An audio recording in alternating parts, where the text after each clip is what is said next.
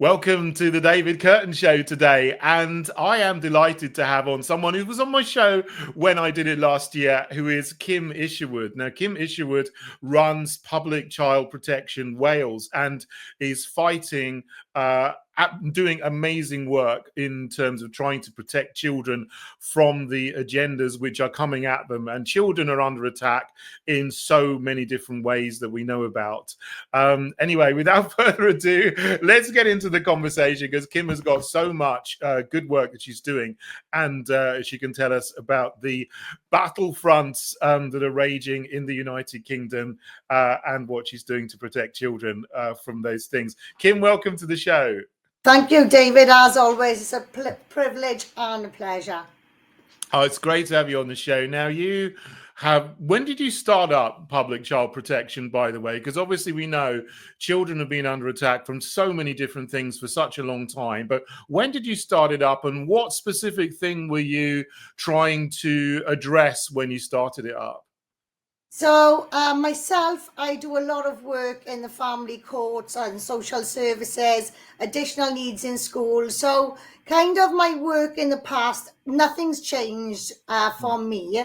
But what happened was we discovered that the Welsh government were bringing in a new sex education from age 3 to 16 with no parental opt-out.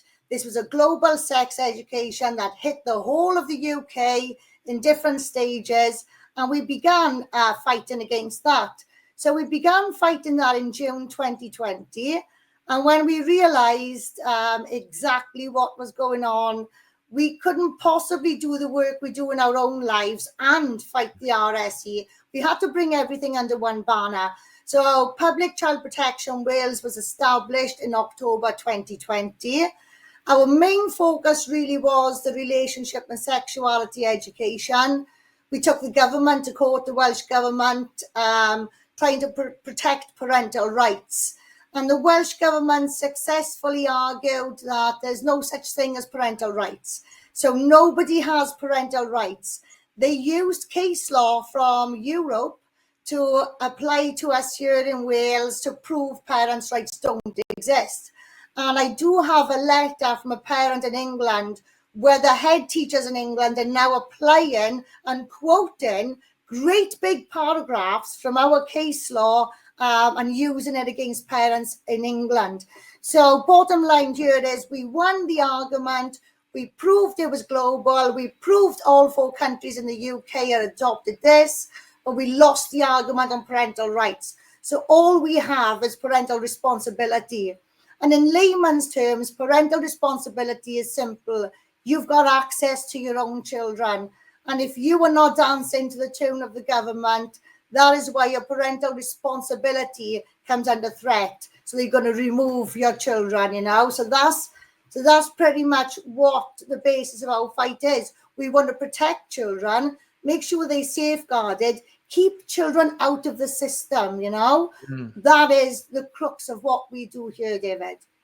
This is absolutely horrendous. It sounds like something that's straight out of the Communist Manifesto, where they've changed what people think. People, we believe that parents are the primary educators of their children, that you have parents' rights. You have the final say in what happens to your children. But they've changed the law. You've got this case law now where essentially the state can override parents' rights and say, well, we have the final say in what happens to your children. And if you don't subject your children to all of this sexualization that's going on in schools and all this transgender agenda, then they can come in with social services or whatever and take your children away. I mean, is that the situation? Because if it is, that sounds horrendous. So that absolutely is the situation. And, I've got a really good example where the local authorities, so social services, have acted as militant agents on behalf of other great establishments, within society. So whether that's health, education or whatever, the local authority, the social services are acting as militant agents. We're not seeing child-centered care. We're not seeing any child protection, children not being offered the right services for their age. And I have referred to social services as militant agents, in lots of documents now. Yeah. No, I know that you've been active in actually trying to help a specific child where the health officials from the NHS and the social services work together to try to do something absolutely horrible to a young girl from South Wales. And, I came to the courts with you and some other people who are trying to protect her from essentially being mutilated. Can you tell us a little bit more about that case and why it was so horrendous and what these government agents were trying to do? Okay, so this is not second-hand news. This has come from the court documents that I've read with my own eyes. So a young 14-year-old girl found a lump in her breast. There was discharge from the nipple, which is concerning.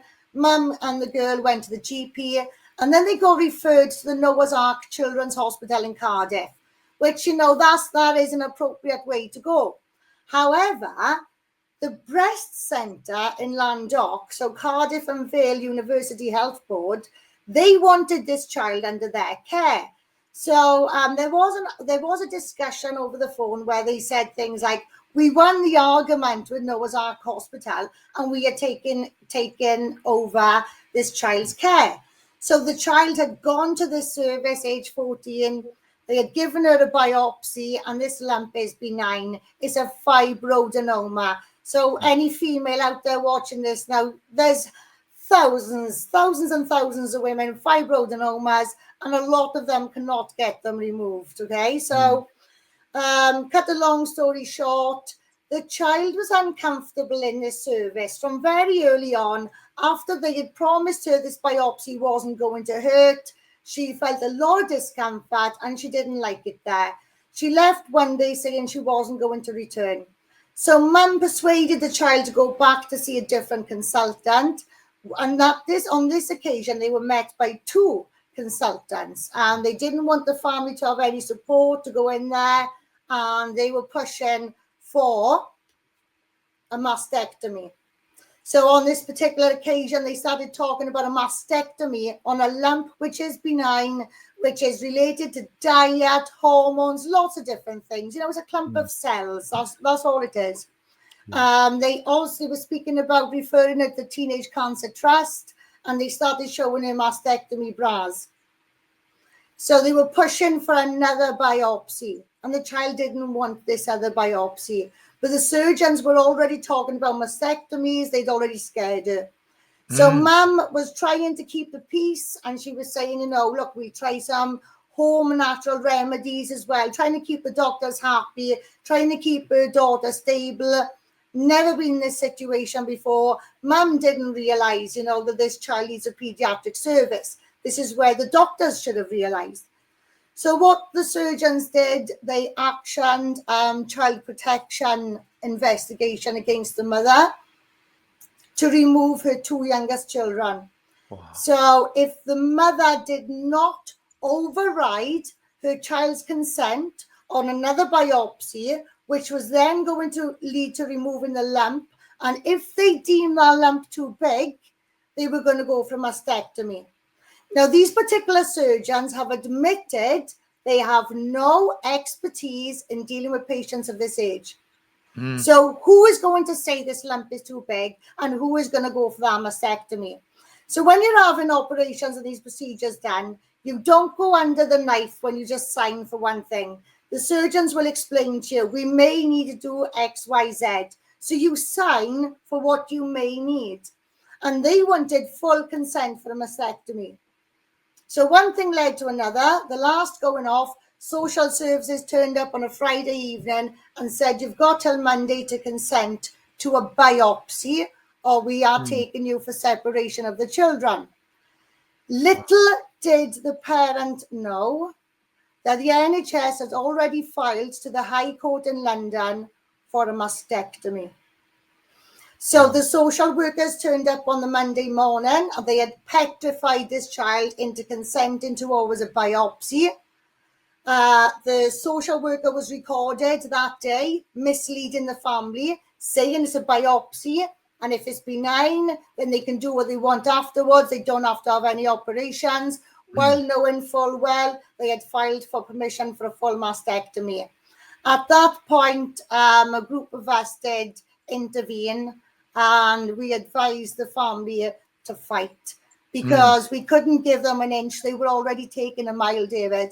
If they could have taken our young girl's healthy breast at the age, she's 15 now, she's 16 in March coming, if they could have taken our healthy breast, that would have created case law for any child in this country, gender confused or otherwise, you know. Thankfully, as you know, you were in the court, and we had a common sense judge, High Court judge, who, when he walked in that court, he absolutely wiped the floor with them, and he said, I am not ordering a mastectomy here today. You know, so the breast has been saved. The best thing we could have done was go to London. As you know, there was 17 of us there, including yourself. The judge invited the child in, and all the judge did was apologize to the child for what she had to hear. She is now today having a pre-op assessment in a hospital up in Buckinghamshire. The NHS tried to interfere with our private consultation, but that backfired, because the private surgeon we had gone to see, she ended up in the second court hearing, and she heard what social services and the NHS had to say, and none of it was accurate. So before I finish, I just want to point something out. This went into court as a medical emergency, okay? A medical emergency. So this is NHS Wales saying it's a medical emergency. We took her to a private consultant up in London who did her training at Royal Marsden's. The court sent us to Royal Marsden, so we got 3 surgeons who can offer the operation 3 different ways. That's their clinical opinions, okay? To date, we haven't had a single test result in that court. We do not have a scan report, only the ones that we've put in. We do not have biopsy results. So here we are. They wanted the children to go into care on the 18th of December of this medical emergency that we don't actually have any medical evidence for. Well, I mean, this is absolutely staggering. You know, what the first question is, why would anyone want to remove a breast from a 14-year-old girl when it was completely not necessary, when this tumor was benign? There was absolutely no need for it.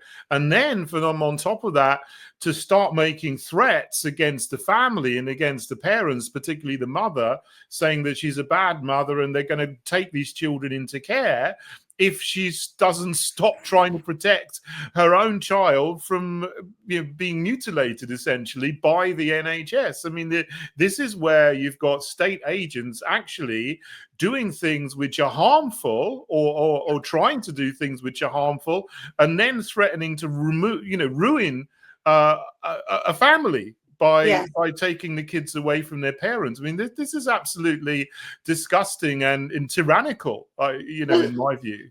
This isn't just morally wrong. Let's look at the legalities here. This is a child who had already displayed that she was guilt competent. She had consented to a biopsy. She then refused to see this consultant. She then accepted to see another consultant. She had gone to a private clinic. So they were forcing this mother to do something that only a court can do anyway. They were asking this mother to go against this child guilt competence. She's got no grounds to. You know, so they were asking her to do something which legally she couldn't do. And if she wasn't prepared to do it, then she'd have to lose her 2 youngest children. This is not a woman who has all young children. She's got 4 altogether, 2 girls in their 20s, a girl who is 16 in March, and a 12-year-old who for a month was too scared to go to school because she believed social services were going to take her. I just think it's a little bit ironic talking about guilt competence here, which is the idea that some children from the age of 14, I think, are able to 12. decide. From 12, okay, thanks. 12. From 12, they're able to decide what happens to their own, in terms of their own medical treatment. They've got medical autonomy from the age of 12. But here you've got a 14-year-old that they want to mutilate, and they want to try to override her Gillett competence. But then when you've got the whole question of gender surgery and gender injections and giving people, hormone puberty blockers and cross-sex hormones, they insist that children from the age of 12 have Gillett competence, and they don't want to bring the parents into it. So it's like it's they try one rule for one and another rule for another, depending on what they are trying to do and how they're trying to ruin people's lives, it seems to me. We've got examples where, and this is something that I learned in your conference. We have got examples where the NHS are pumping propaganda into schools, telling children they are now in charge of their own medical care. They don't have to follow the values of their family. And I think there was one 10-year-old child who was sent a letter from the GP practice saying that they can take over their own medical care. This is insane. These children have rights when these rights align to an agenda. As a mother of an additional needs child who fought daily for my son to have his rights, these rights only exist when they align to an agenda, David. Yes, they chop and change, and they use them when it suits their agenda, and when it doesn't, then they say, "Oh no, you don't have those rights anymore." But we're talking about teenagers here, but I'm still concerned that they're still going for the very youngest of children and trying to push this comprehensive sexuality education agenda. And as you said earlier, it's in every part of the United Kingdom. It's the Tories that introduced it in England initially, and Labour in Wales, the SNP in Scotland, and again it was the last Tory government that imposed it on Northern Ireland against the wishes of the people in Northern Ireland. But there has been a lot of pushback against this now.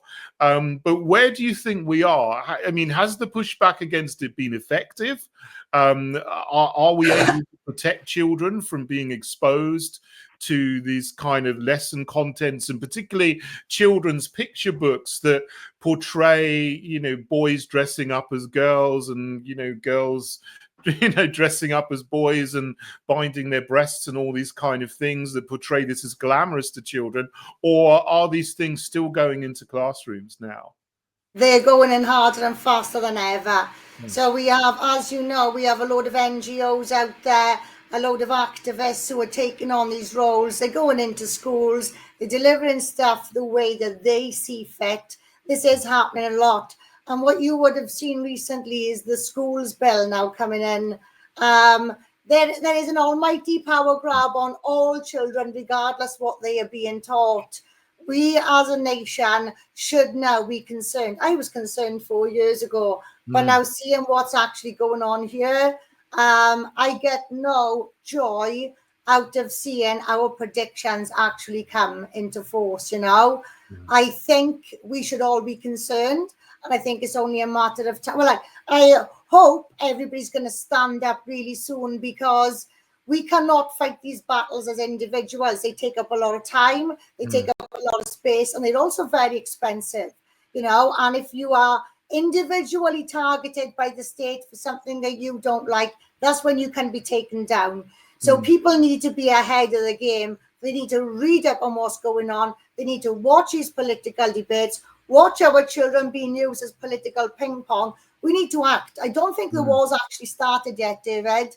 I thought we were in the thick of it 3 years ago. I don't even think we were getting warmed up. I think we're going to have to really come together as a force, because this stuff is not going away anywhere soon. We've had the Cass report. What has that given us? We've had the public inquiry, Rishi Sunak.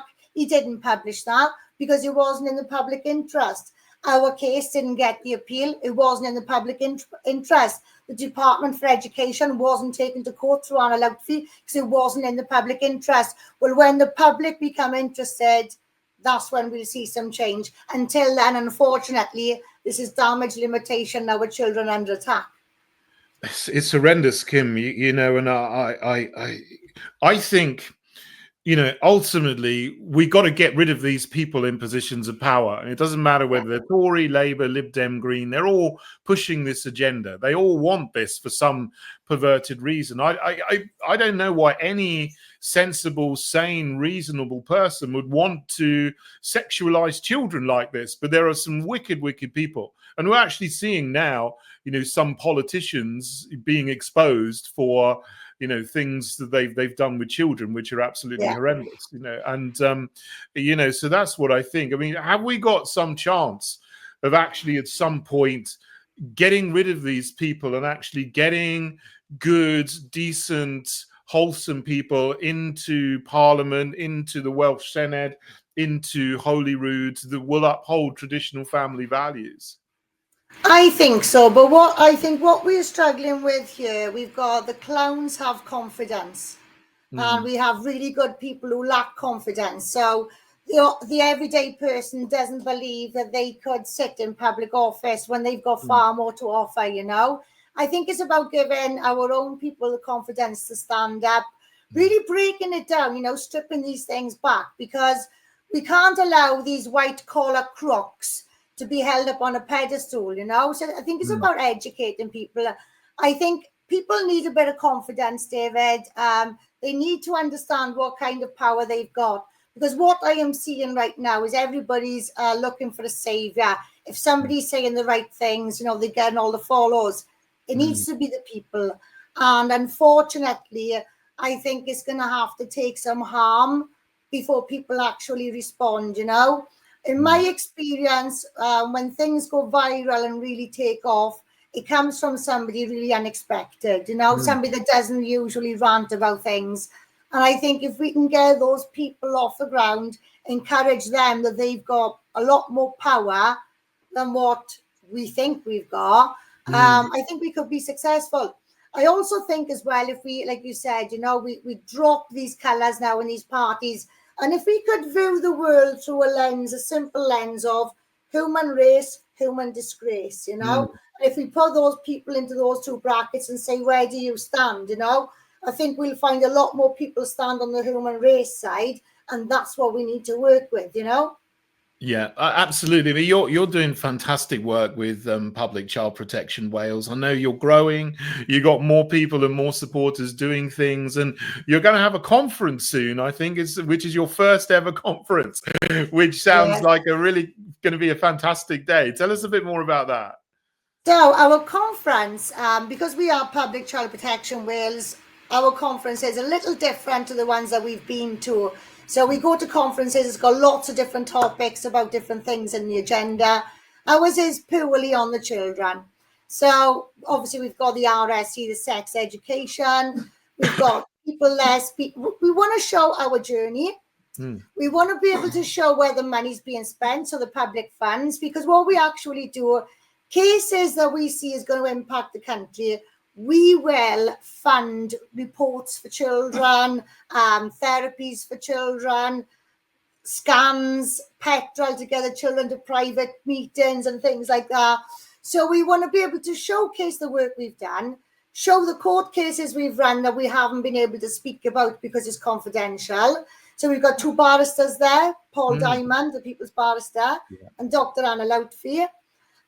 We do actually have two mums there speaking, so you'll hear from the mum of the case we've just discussed with the breast. She's never spoken publicly before, she'll be there. Wow. We've got a mum who has been safeguarding a load of disabled children in South Wales, and their parents aren't even aware of it because of her bravery in taking Vale local authority to tribunal.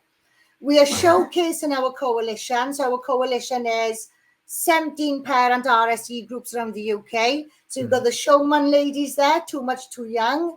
We have Azar Mahmood from Birmingham, the Birmingham guys who kicked it off. Dr. Lisa Noland, who's a sex historian. We've got a fantastic researcher here, Nigel Thorne. He'll be speaking.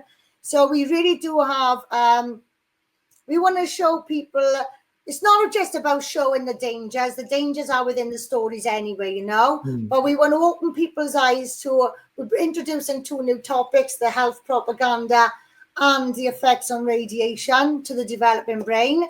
So yeah, we are. Hopefully, it'll be a really good day. We got some fantastic speakers. So first ever time to do it ourselves, and yeah, hopefully we'll be able to pull it off, David. Fingers crossed. Fantastic. It sounds like it's going to be a really, really good day, and I'll put a link to that, in the boxes underneath sort of the Thank video you. channels that I put this on. But look, just before we go, Kim, I'd like to ask you about one other thing that's slightly different, but it does involve children as well. I think sometimes, this is such a huge issue, the sexualization of children in schools, but there are 20 other huge issues coming our way all the time, and I think that's why sometimes it's hard to focus on one, because where our attention is like diverted to this is a big issue here, immigration, and then there's the grooming gangs, and then there's fires, and then there's the economic disaster, the farms, and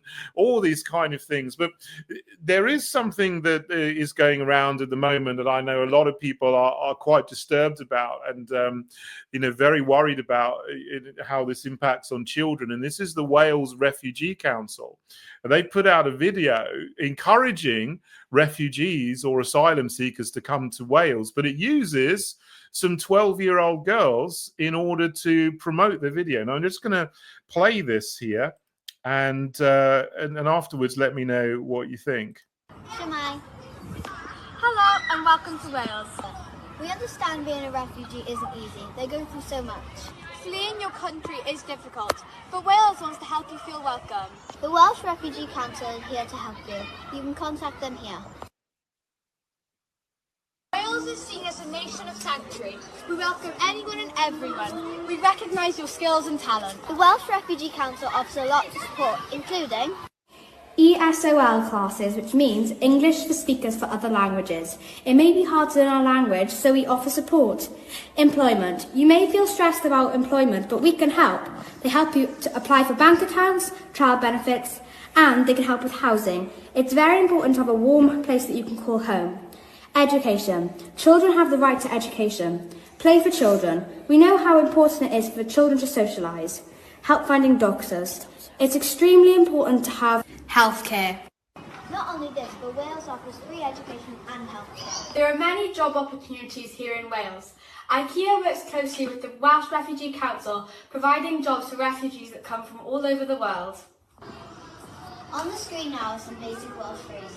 Shemai. Hello. Borda. Good morning. Prenanda. Good afternoon. Nosta. Good night. Sitoiti. How are you? We understand that you have been through a lot, and that is why the Welsh Refugee Council is here to help you. Thank you for listening.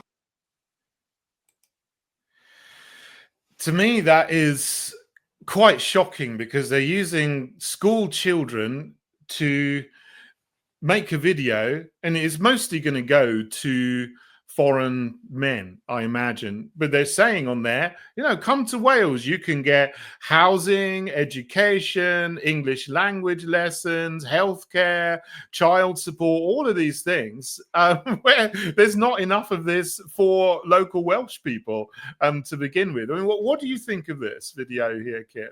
Well, that's not the first time it's happened. So the Welsh Government actually put out a similar video about a year ago. So I'm not really surprised. That school is the next local authority to where I'm living. It is the local authority where my children went to school. And that school actually has a history with its staff.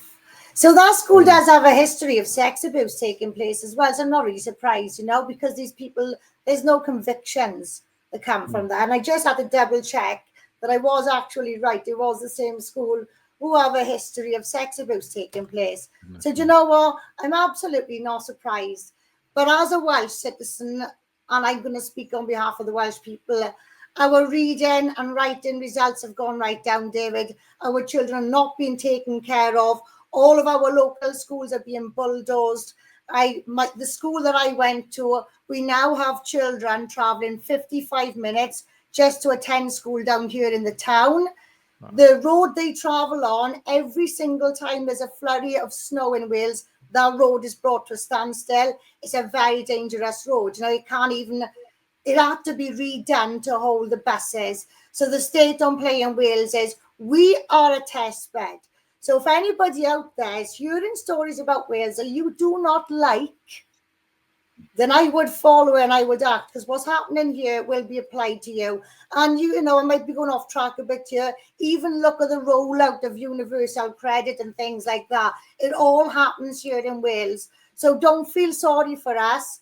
Get on the defensive, get yourselves organised, because they use us here to apply everywhere else, you know, and it's absolutely disgusting. I do know we have some independent councillors out there doing what they can, challenging what they can, but we're being overpowered by the Labour machine, you know. Even the media is all on the side of Labour, and we're not going anywhere fast, you know. So don't pity us. Get yourselves organised, because everything you see happening here may already be happening to you out there. Yeah, thanks, Kim. I mean, I think, you know, you've said it all there.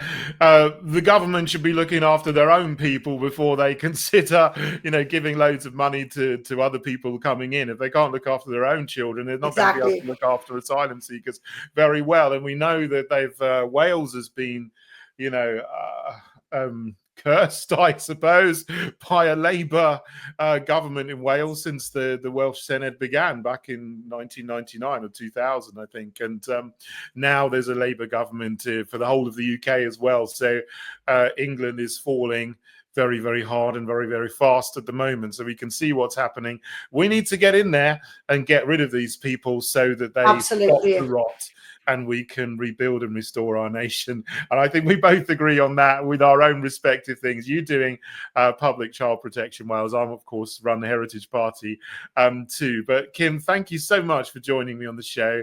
And thank you for all you do. You do great work there in Wales, which is an inspiration to everybody who wants to know how to take action. So good to have you on the show, Kim. Thank you very much, Dave. Thank you for everything. As always, from day one, you've been a great support to us.